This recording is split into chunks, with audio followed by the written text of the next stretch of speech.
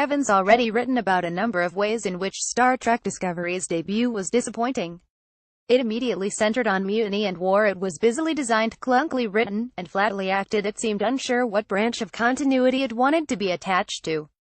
That two-part premiere left me, a lifelong Star Trek fan, feeling deflated and sad. But I held out hope that subsequent episodes might pick up, mostly because of what really made the premiere so clunky. In making those first 2 episodes a prologue of sorts, Discovery's writers hamstrung themselves somewhat. Since only a couple of the characters would carry through into the main show, the majority were barely even introduced since most of the actors in the opening titles don't appear and Michelle Yeoh is credited as a special guest. The stakes feel weirdly low. Surely it would have been more dramatically interesting to jump into the story at the point where Battle at the Binary Stars ended, with its main character a prisoner and pariah for having started a war with the Klingons, and flesh out the reason some other way. There'd be more mystery, more immediacy, and less inevitability. The proceedings, and protagonist Michael Burnham would still get an arc of reassessing her personal biases and instincts. Well, that written before I saw this episode, I want to point out is exactly what the show's 3rd episode does. Opening with Burnham on a prisoner transport shuttle, the show quickly establishes her guilt as Starfleet's first mutineer. One quick accident later, the shuttle's passengers are rescued by the USS Discovery, which is given a solid introductory flyby, and draws its design from Ralph Macri's unused drawings from Star Trek The Motion Picture. On board, Burnham's former crewmates shun her, her captors judge her, and her fellow cons threaten her. Already, this is more dramatically compelling than anything in the first 2 episodes when Captain Lorca Jason Isaacs asks a reluctant, penitent Burnham to join the Discovery crew. The drama only intensifies. Now that Michael's on board the Discovery, her home for, presumably, more than 2 episodes this time, there's time to introduce some characters.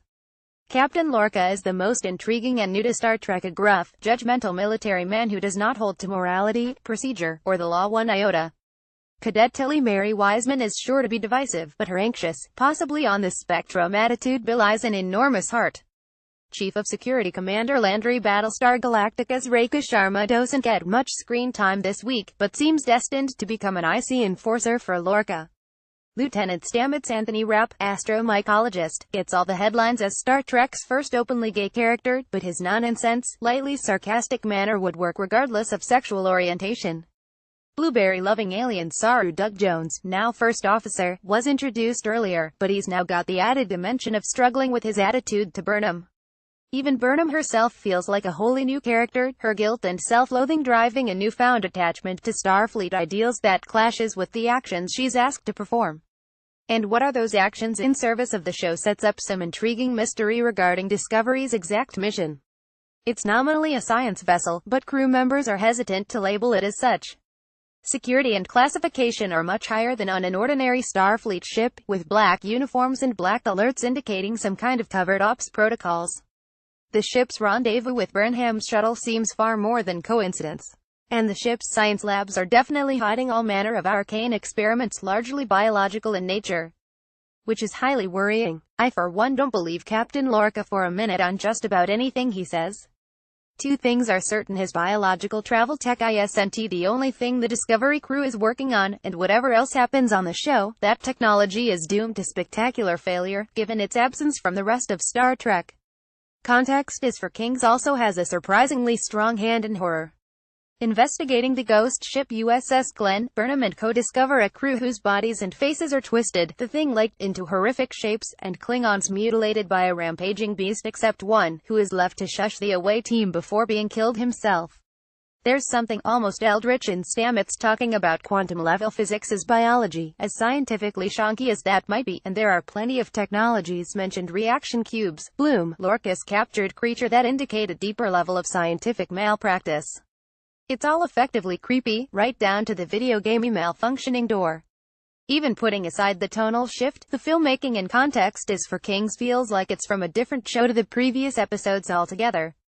Akiva Goldsman directs this week, and while that guy gets a lot of fully justified criticism, his handheld camera coverage this week is far more immediate than the over-smooth, canted angle bullshit that was so distancing last week. The pacing holds back on the urgency and breathlessly adread exposition, while still getting through a fair chunk of story, while the dialogue actually illustrates character, as opposed to having actors say as my job title, I can perform task. Star Trek Discovery really is charting bold new territory for the franchise, not just in its fully serialized storytelling, but in its tone and its subject matter. This isn't the utopian Star Trek of the 1960s or 1980s, it's more morally grey, a show less like what Gene Roddenberry envisioned and more like the one suggested by Deep Space Nine Section 31. Hell, the captain is kind of the bad guy in this show. And despite the presence of Jefferies tubes and the like, Discovery's design still just doesn't fit in the Prime universe. I'm torn on all of that, but I think I'm going to come down on the side of liking it, especially if the tortured morality ends up reinforcing the franchise's optimistic vision by the end of the season.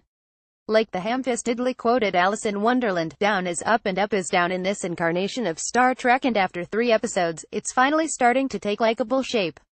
If only context had been the pilot, and with a couple tweaks, it could totally have functioned as such. Everyone would be a great deal more positive about this show.